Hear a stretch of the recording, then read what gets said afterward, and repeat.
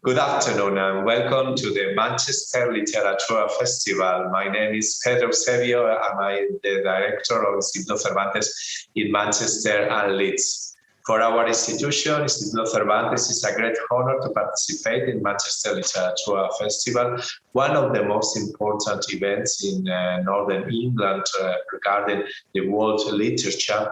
And in that sense, I would like to thank the directors of the festival, Kathy Bolton and Sarah Jane Roberts, for this opportunity. As representatives of the vitality of the Hispanic literature, we have today two young writers, Mariana Enriquez from Buenos Aires in Argentina and Andrés Barba from Spain. Both of them are very prolific authors, very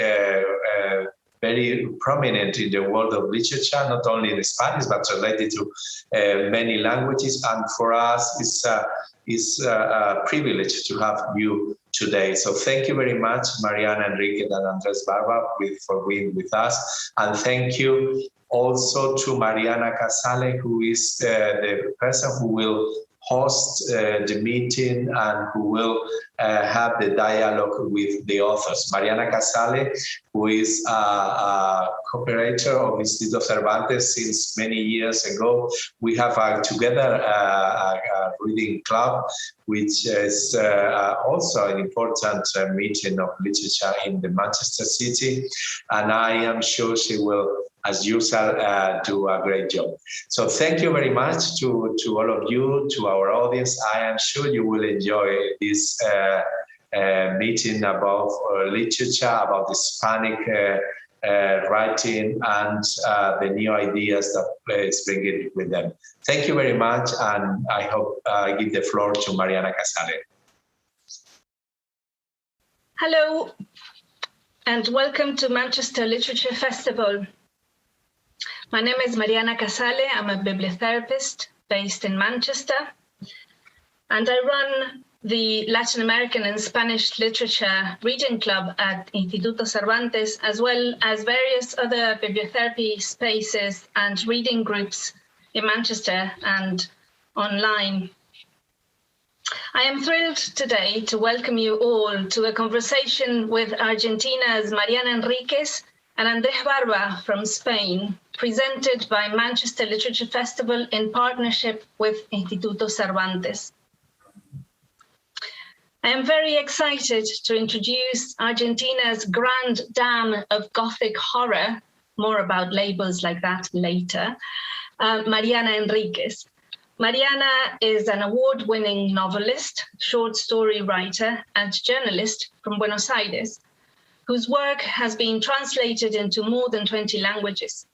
She is the author of 4 novels, among them her brilliant Nuestra Parte de Noche, which was awarded the prestigious Premio Herralde de Novela in 2019, and which will be published in English in 2022 as Our Share of the Night, translated by Megan McDowell.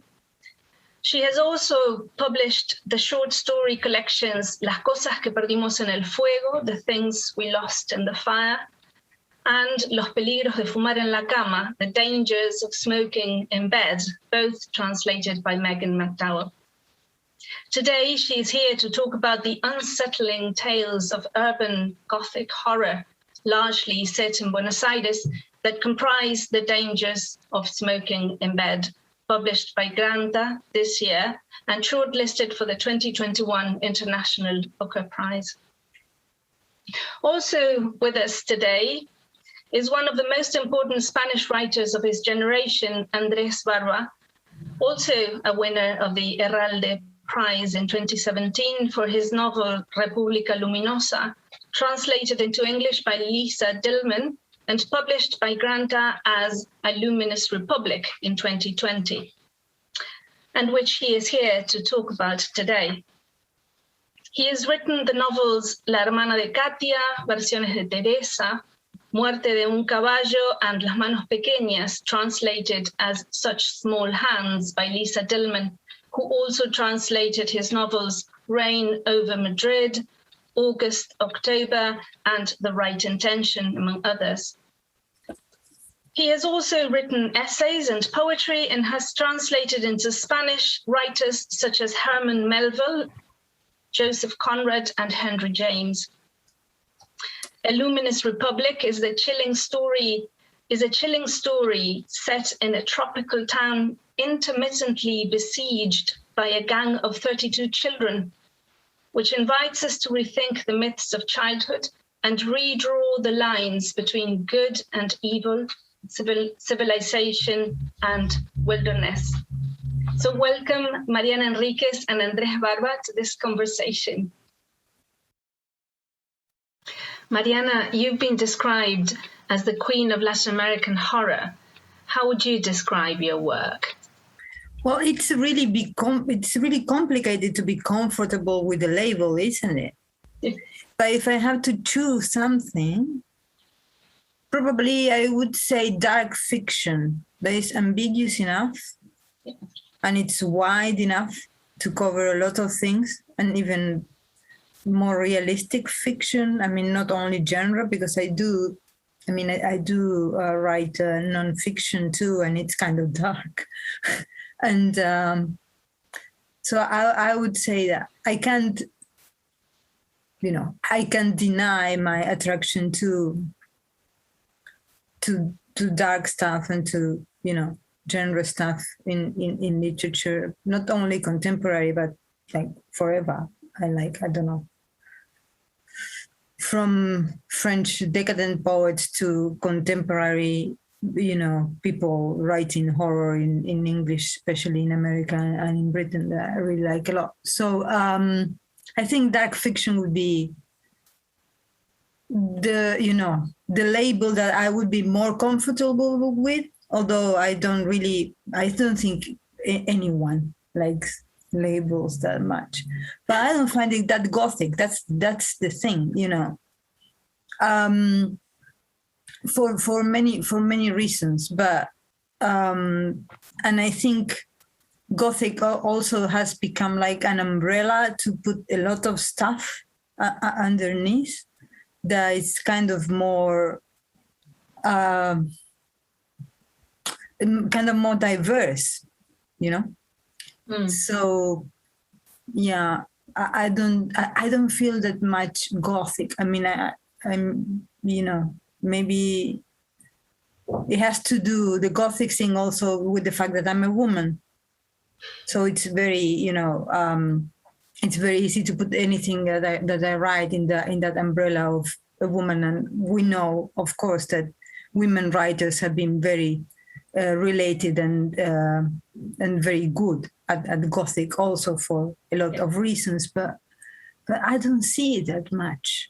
I see it like more urban, more, maybe urban gothic. I don't know. But really, I think dark fiction is more, I'm more comfortable with that. That's wonderful.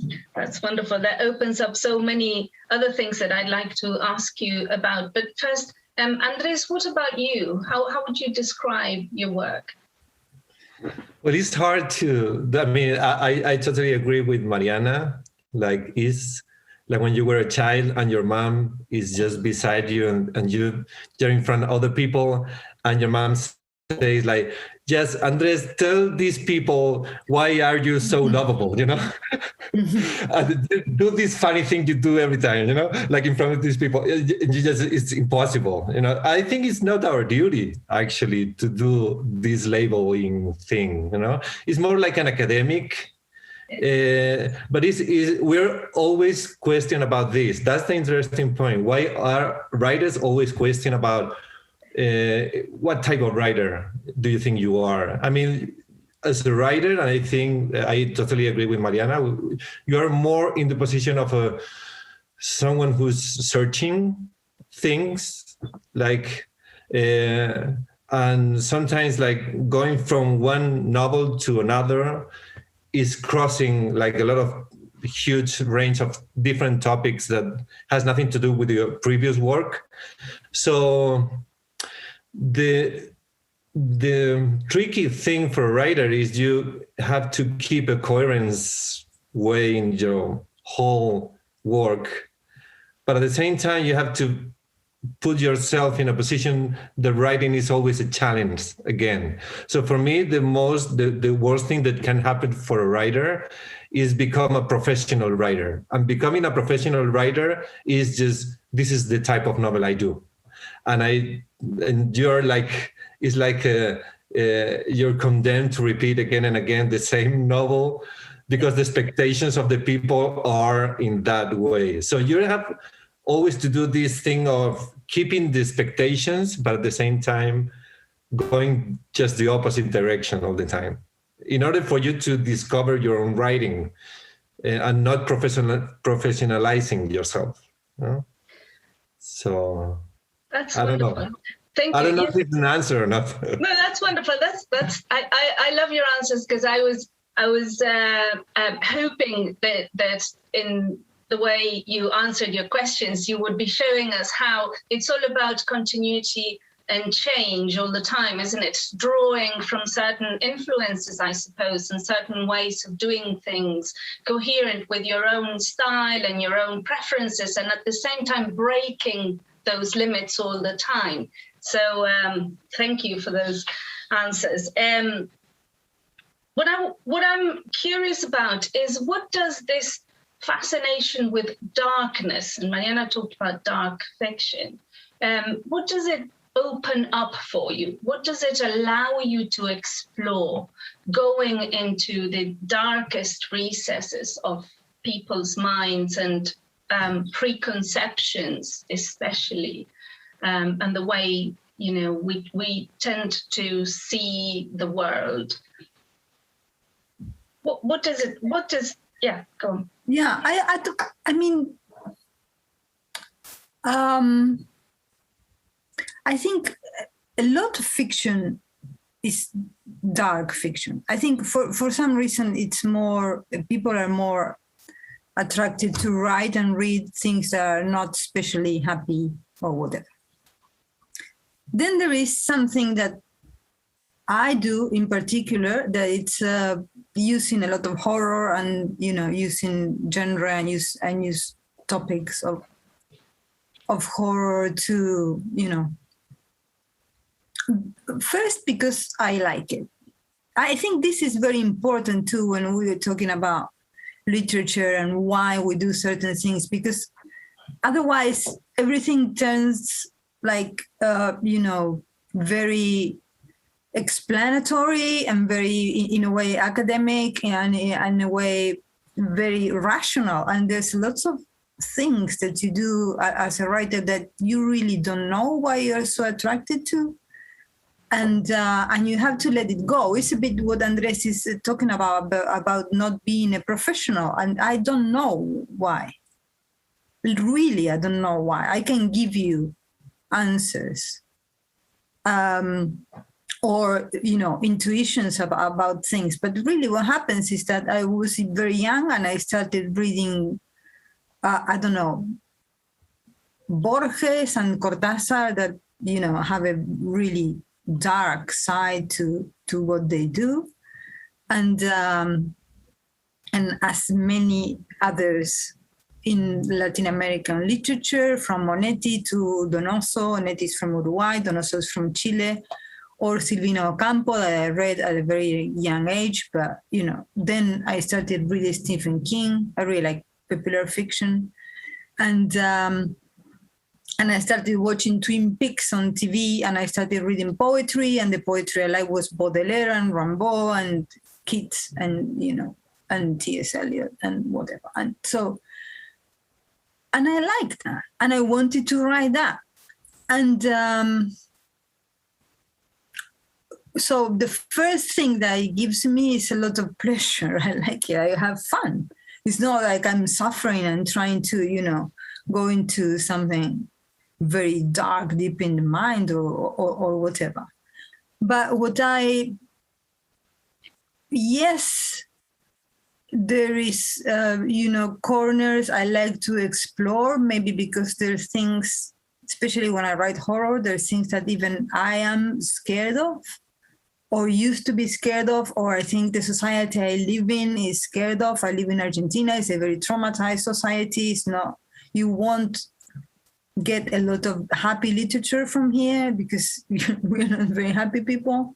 But I think it's also conditioned by that, by the society you live in and the traumas and the scars that the society you live in, and a society that used to talk about that too, because there is, permissions. And also in Spanish, there's a lot of very, very dark realistic fiction. In Latin America and also in Spain, they are like my father was Chile. His parents were from Spain, and he had a big, books, a lot of books from Spanish fiction, and it was like, what? Like, I read things from there that were so dark that I do not necessarily love, but it was like, what? And so, it's a lot, I think, what you had access to, the society you live in, and what you like. And then with all that baggage, with all that, you're set, like Andrés said, to explore, to a search. And maybe the search that I don't think it's the search that you choose. It's the search that, it's conditioned by all the things that makes you follow a certain path. And this is what it is. But it's not, I don't think it's something so conscious. You do the conscious thing afterwards when you have to talk about it, when you finish the work and you ask yourself, what am I doing? Of course, there's a lot of a rational thing. But I don't want to give up, in general, that other thing that, makes me go where, in a way where all these things that are not that clear leave you. Yes. That sounds amazing. Mariana, I was really struck by your use of the word permissions. There's certain permissions in our society where we want to explore and talk about what has traumatized us as a society. And there's a lot of darkness. And at the same time, there's a lot of pleasure and satisfaction in the quest and the looking for, searching for, explanations, solutions, or just in the search. Really in the search. I mean, and that I had the impression, I always have the impression reading your work that I am scared to death sometimes. I think, oh my God, I can't possibly read this at night. It is so scary. And at the same time, I can't stop. So there's that combination. Can you tell me just a little bit more about that idea of permissions? The idea that a society that encourages us to look for. I think there is certain things that societies choose not to talk about, and that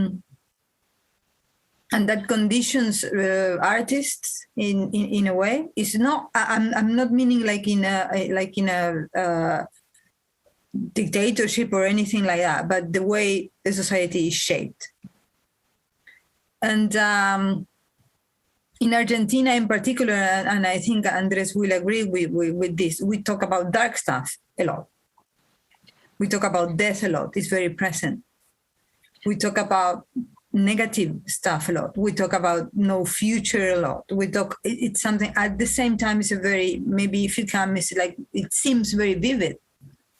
Like people are very expressive and, it's not, it's not the Latino from J Balvin or anything like that, because that's not, our style, but it's a very welcoming and kind of, a seemingly very open society. But in that openness, there's a lot of darkness, a lot. Yeah. And I think that gives you the permission to go very far. I think in other or talking to other people is like, oh, I don't know if I would go that far. They kind of ask me sometimes, don't you go that far, especially with children or something like that? And I don't really see, the stop sign. Not only in myself as an artist, that you can, choose not to have that stop sign, or you don't have it, or whatever. But I don't feel that anything is saying me, okay, Mariana, this is going too far, because where I live has gone too far already. And I think, other societies have, we also have a lot of taboos, of course, but I'm talking about how far I think I'm allowed to go. And I think it's quite. Yeah, I'm very grateful that you are, bold enough to not find the stop sign. So, but yes, wonderful. Can be a problem too, Mariana. Yes, I know. But I'm glad you're bold enough to keep going. Andrés, Mariana was talking about silence, the role of silence in society, and how certain cultures and certain contexts,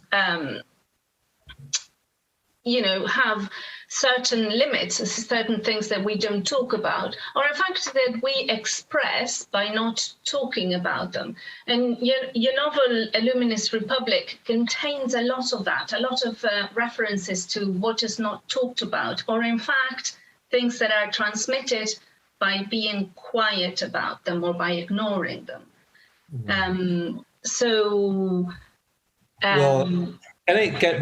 Before answering that, can I add something about what you were talking about first? Because I'm really interested in darkness too. So go ahead. There is something that I think we should point here is darkness is not an absolute category. I mean, something is dark compared with something. That is, there is a wonderful photographer, American photographer that I love, Diane Arbus. She was famous because she was portraying freaks all the time, but she was portraying freaks from the perspective of a freak. That is, taking pictures of the freaks in the moments that their condition of a freak is disconnected or is not present. So we look at the freak in a moment that he's just a common person. That is something that you can transfer to the way that I think Mariana writes her books, or I do mine. That is, for instance, when I wrote Such a Small Hands, which is based in a real event, a bunch of girls killed another one in an orphan house in Rio de Janeiro and play with the corpse as if she were a doll for a week. That is like something really like obviously dark. Yeah, you can do like a lot of things with that material. You can, but what I thought it was interesting to do, it was a love poem, because there is clearly a love poem behind that. So if you choose a perspective in which the dark element is both times like connected and disconnected, you can find like a very interesting perspective to talk about these things. It's not a generic type of writing.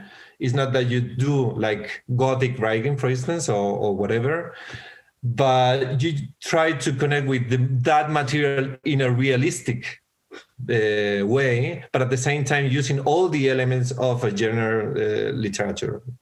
So saying that,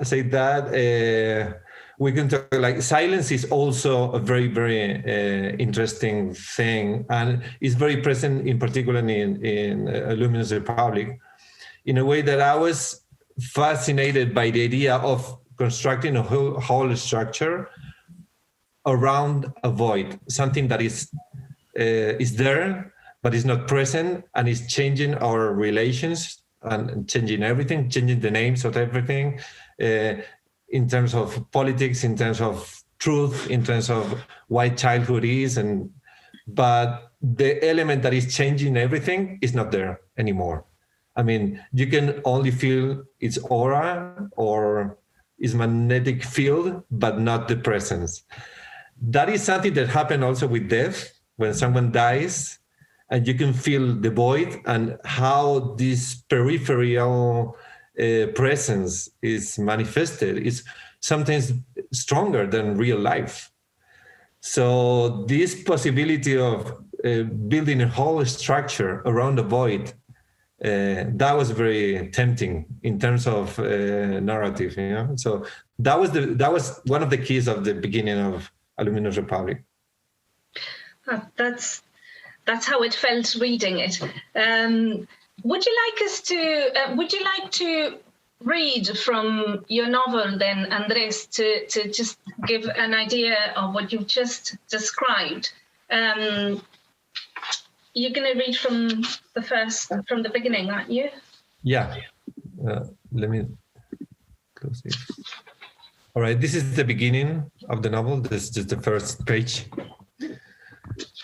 When I'm asked about the 32 children who lost their lives in San Cristobal, my response varies depending on the age of my interlocutor. If we are the same age, I say that understanding is simply a matter of piecing together that which was previously seen as disjointed.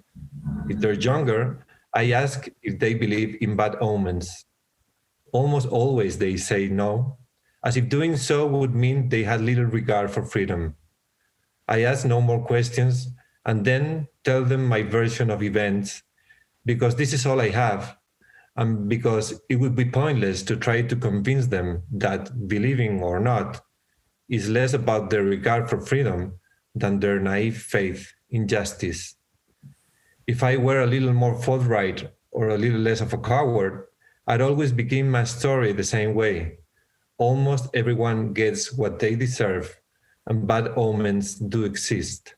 Oh, they most certainly do. The day I arrived in San Cristobal 20 years ago now, I was a young civil servant with the Department of Social Affairs in Estepi, just being promoted.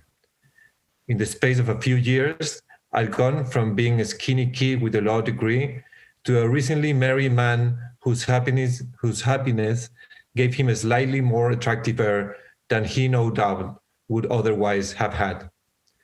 Life struck me as a simple series of adversities, relatively easy to overcome, which led to a death that was perhaps not simple, but was inevitable, and thus didn't merit thinking about. I didn't realize back then that in fact, that was what happiness was, what youth was, and what death was. And although I wasn't in essence mistaken about anything, I was making mistakes about everything. Thank you, Andrés. So the very first line of your novel says, when I'm asked about the 32 children who lost their lives in San Cristobal, it's as if you are giving away the ending in the first line of your novel. But the most striking thing about that is that what's at the center of your novel is these 32 children. And this is something that you have in common with Mariana's work, this kind of disturbing fascination with putting together children and evil, in inverted commas, I would say. Can you tell us a bit more about this working around the figure of childhood and trying to sort of deconstruct or break up the idea, the myth of childhood? Well, I think childhood is a fiction, is probably the most important fiction we've made in the 20th and 21st century, in order to survive to the official death of God. So we need to construct this paradise of childhood to tell ourselves that we've been already in paradise, and paradise was childhood or something like that. So always we speak about childhood, we're speaking about this agreed fiction that we have made and has nothing to do with real childhood, you know, or real kids. Childhood is an age as unhappy or happy than any other age, but we have constructed this fiction, and we need to believe in this fiction like permanently, you know. So I would say this novel, in a way, is an attempt to put on like black and white, or how a truth is made, how a myth, how a fiction is constructed, and how we all agree, well, this is a fiction, but we are going to act as if it's not a fiction, because we need to believe in this, we need to believe in something. That is the most interesting thing. The most interesting thing for me is how a collective group decide without talking about it, well, just pretend this is the truth, you know? How a truth is made and how many silences are involved in this make truth believable. So that is one of the things that is the book about, actually. Especially when a traumatic event happened, like in this case.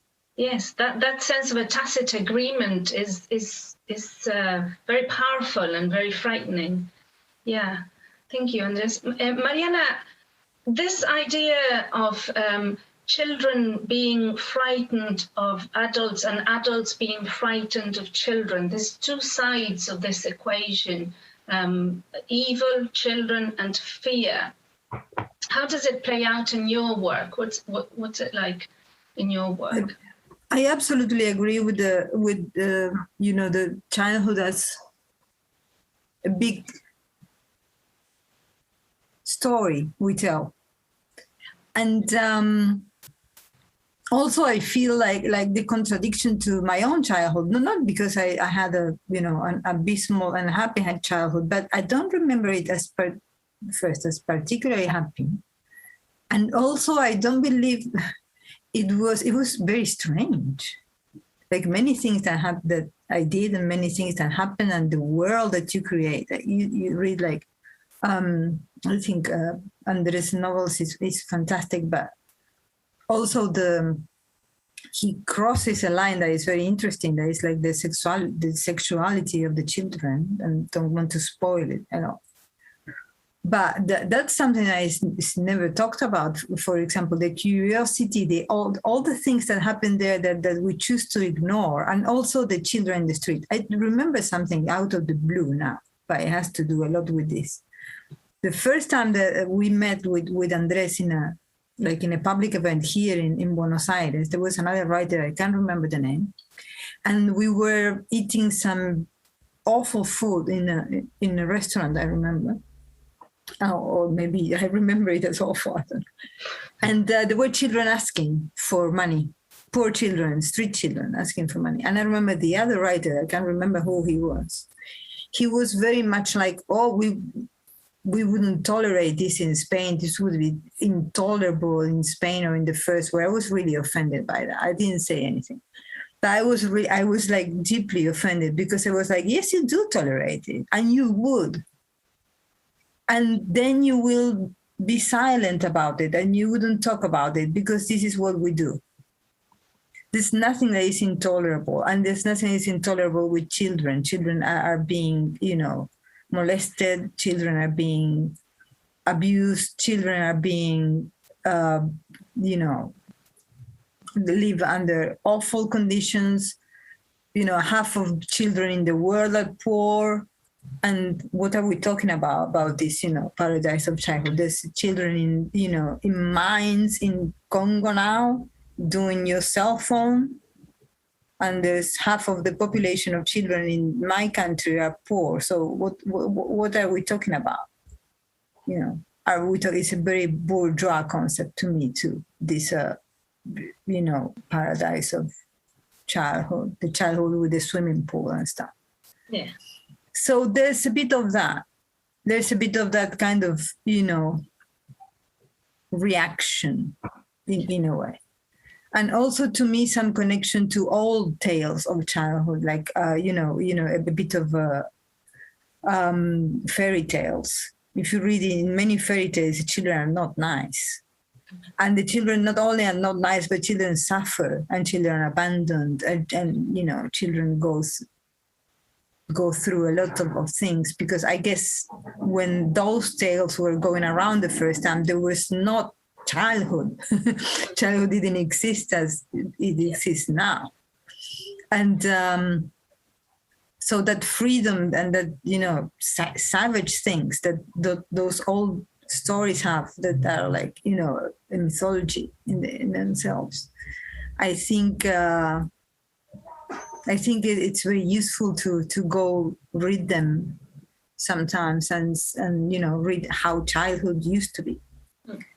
And how it still is in some ways, but how we chose to, tell ourselves this fiction and ignore the reality. And that's the other part to me, that there's like, and yeah. So I think that's kind of what's going on. And also, influences of, I don't know, I love this writer, Silvina Ocampo, which every child in every single one of her stories is a demon. and also it's a topic of, horror literature. In horror literature, children really work because a child that is born evil is something that we can't accept because we kind of assume is this another kind of tale or fiction that we tell each other that society is what, ruins you or makes you anything. Yeah. And on the other hand, an adult, harming a child to a point of making it evil or making it violent or making whatever you want, to destroy innocence like that, it's an act of pure evil too. So, it goes both ways. And that's why I choose children too. Yeah. It's most disturbing. When you mentioned that you'd read Silvina Ocampo at a young age, and I thought, oh my God, to read Silvina Ocampo at a young age, that must have made an impact. I read her as an adult and was completely freaked out. This idea of the othering of children, the constructing of children as either pure and innocent or totally evil, that's really fascinating. It's a lot of projecting onto children or the evils of society. If a child is perceived as faulty or evil or ruined, or could you read your extract now, Mariana? I think it's a good point to read. You're going to read from The Well, aren't you? Yeah. The Well is a short story. It's actually the first short story I ever written. And I wrote it because they asked me to. I have never written a short story before, and they asked me to for an anthology of young writers, and I was like, well, let's try.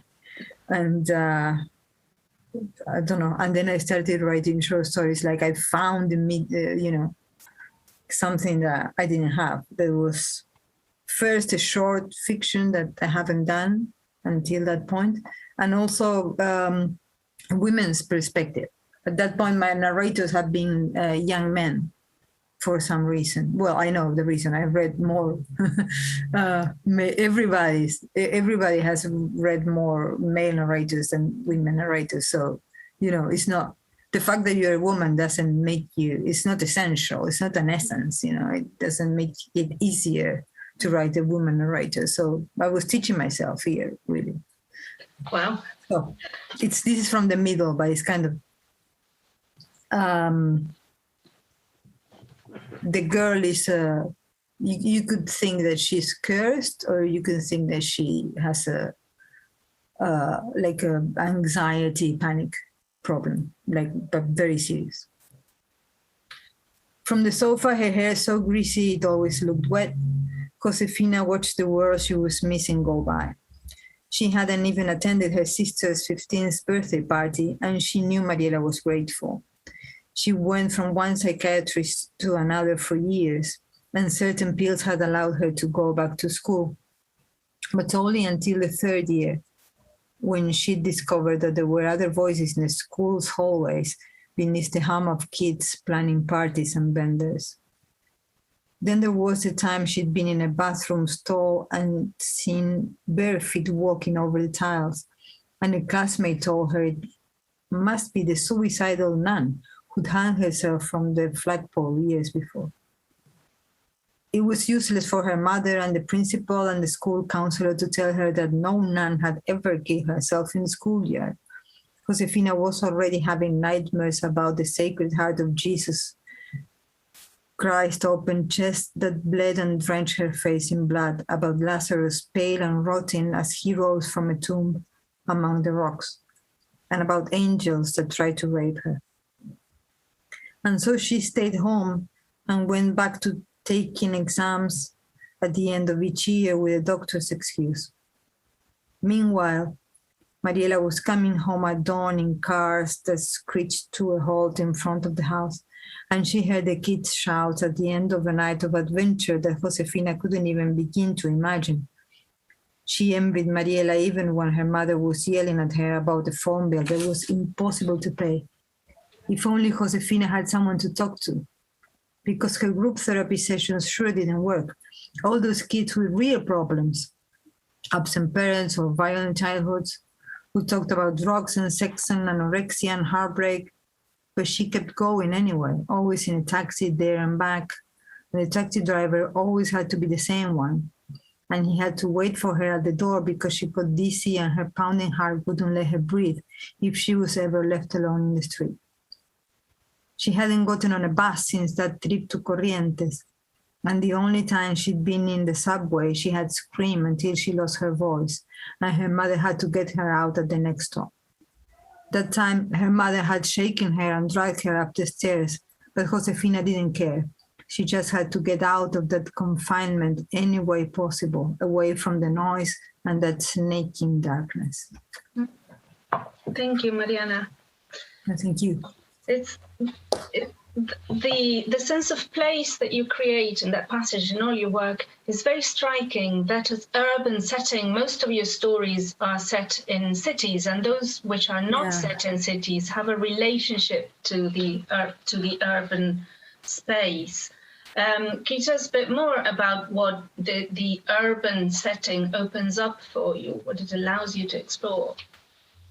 To me, cities are characters. I treat cities and barrios, neighborhoods, as characters. Like I really do. They do have, they do have me. They have to have that volume, that presence, and that, voice as the characters, and talk to the characters that way. And in a way, they like kind of paint the characters. And I love writing about cities. I think cities are very contradictory things, are, places where you can be very free if you, escape from small town, whatever.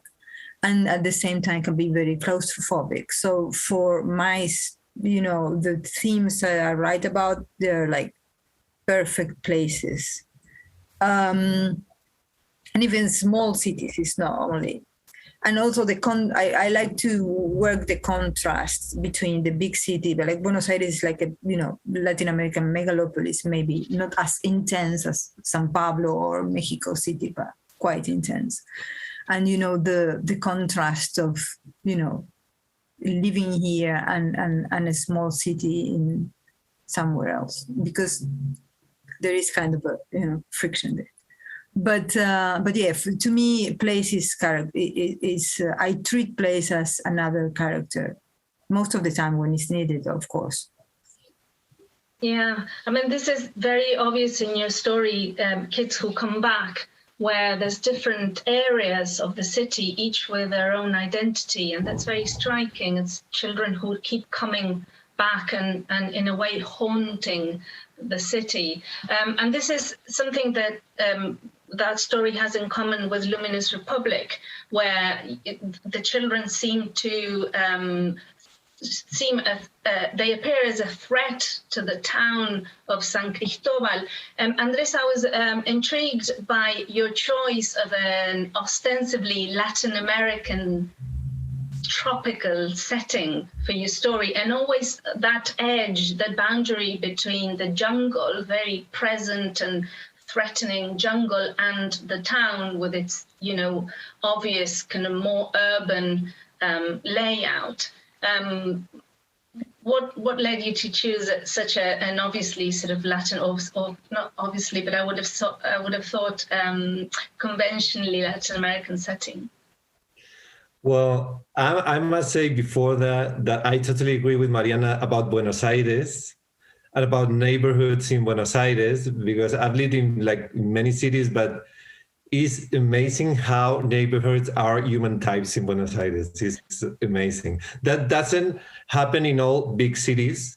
I don't think it happened in New York, for instance, or in Madrid, but it's not only a social class difference, but it's more like a human type difference. You can feel that very well in Buenos Aires. I totally agree with Mariana about what she said.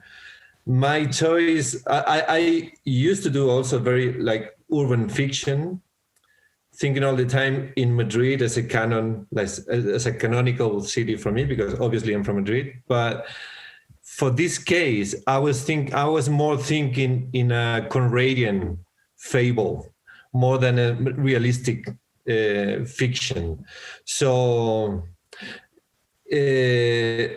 I didn't, well, what I needed, it was more like a small town with the contrast of the nature, the big, huge nature surrounding the town. So I could play with both sides of civilization, if you will, like the choices of nature and the choices of human people, you know, and how the contrast among them is crucial for this particular story, because it is in a way a novel on types of civilization in a way, and how this bunch of kids in a particular way, in a silent way, if you want, they propose a different type of social structure. Is kind of more like a utopian anarchist solution or something like that. So that is more in the line with the nature type of structure than with the social class structure as we know and or our societies are built up from. So in my case, it was more like a strategical choice. It was more in the line of the story that I wanted to tell. I didn't want to be distracted with realistic things. So if the story from the beginning sounded like a fable, so it be. That was not that I was not trying to make a realistic novel. I was more in the mood of doing a political fable about how a truth is made in a society that something traumatic happened related with childhood, and how this society decided to hide something that happened because we need to be what we already are instead of, you know. So that was a choice. At the same time, I've been living like in many cities in my life. I lived in the States for 2 years, then in Italy, then in Argentina. I met my wife there. I lived in Buenos Aires for a year. Then every year I was flying to Posadas, which is a very small town in the north of Argentina, in the limit with Paraguay and Brazil, which is like very much the landscape of A Luminous Republic, kind of. And I wanted a Latin American country because for me it was a moment of it was a mind-changing situation for me to be married with an Argentinian girl and being like living in Argentina and reading all these Argentinian and Latin American authors from a total different perspective, not from the perspective of a Spanish writer, peninsular writer, but more like a Spanish-speaking writer. And having these experiences of my own language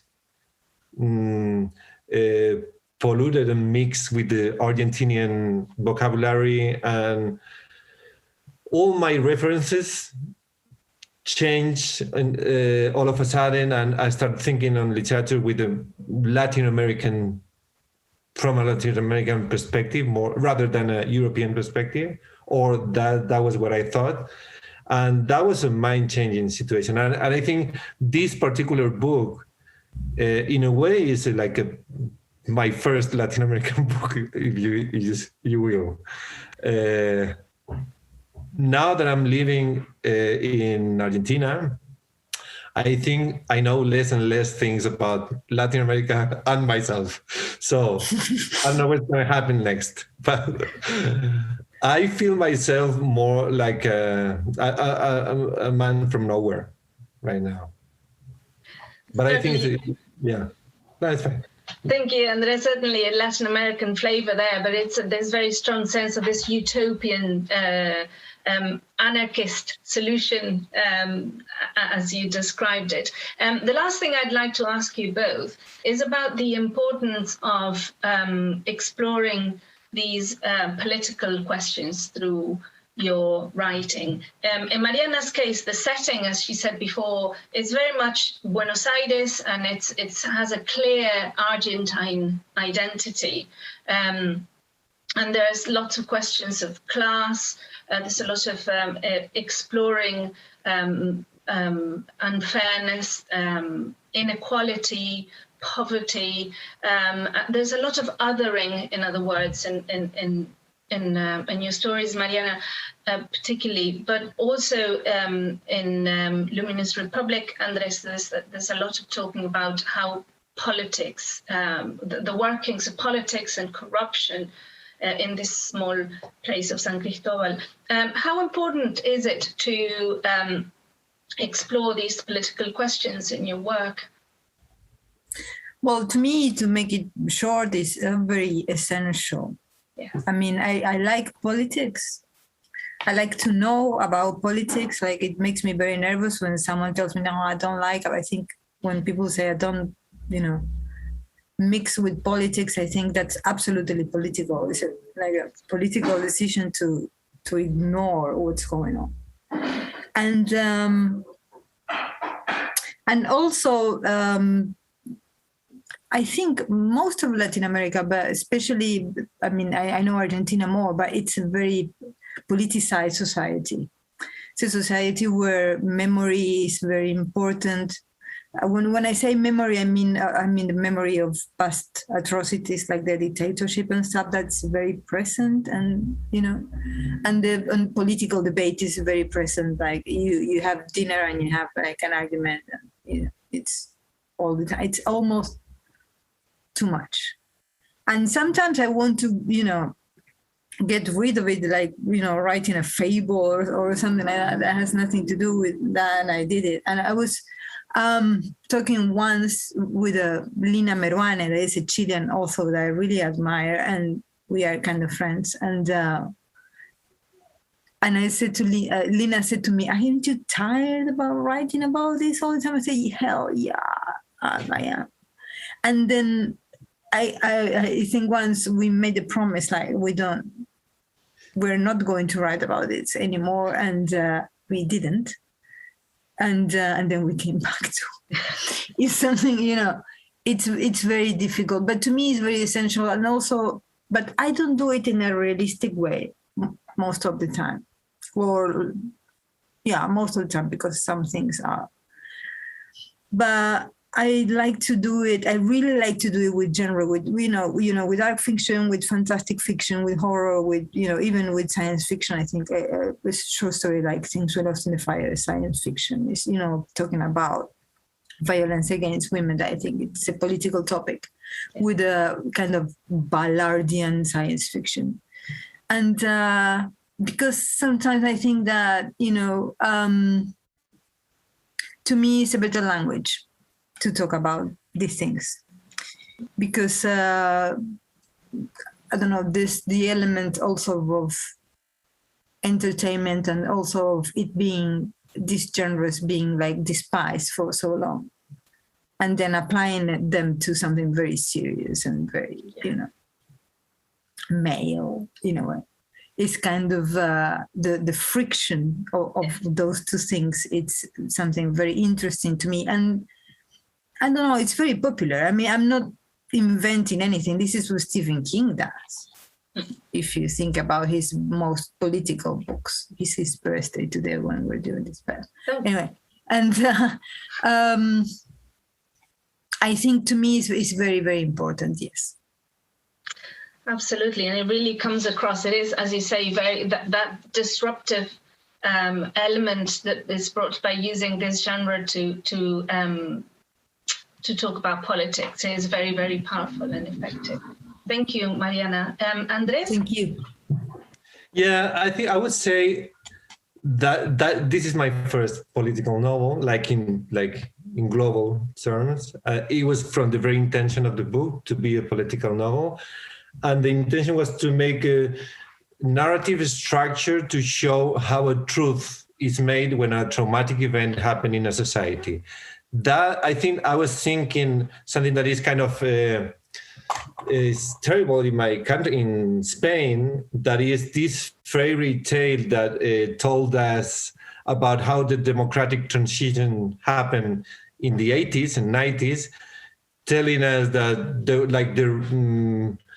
there was all clean and everybody was happy and all these people just disappear from one day to the other. And now we know the people in power, they're all the same. They're not even changing their surnames. And they were all there, and it was the same thing from all these decades. That's what happened.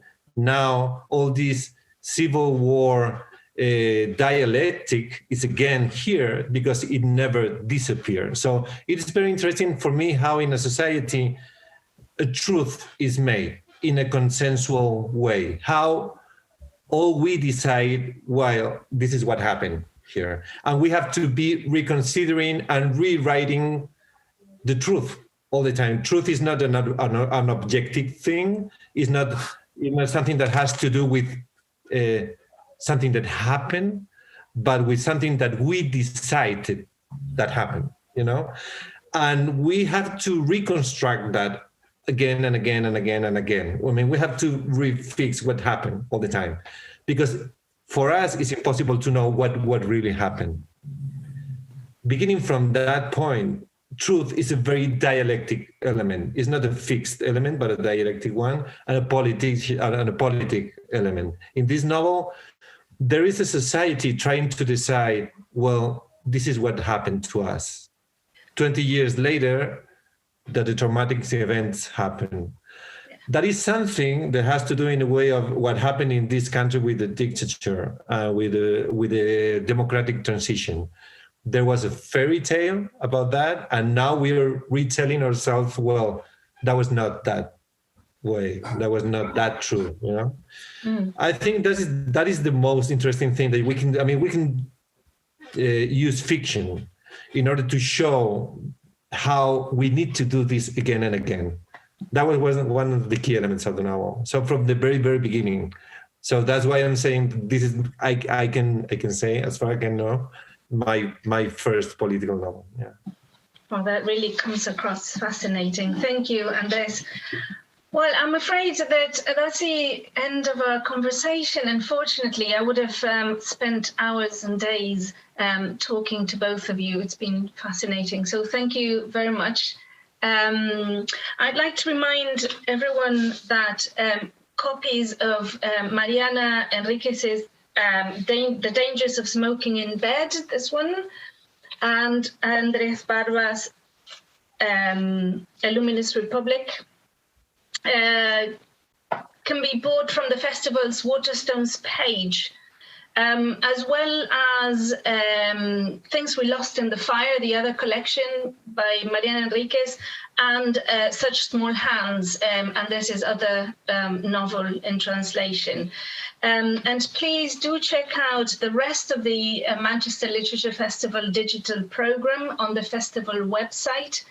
Thank you very much, Andrés Barba and Mariana Enriquez. It's been an absolute joy to speak to you this evening. Thank you. No, thank you so much for having me, for having us. And yeah, I hope it turns very nice festival. Fantastic. Thank you.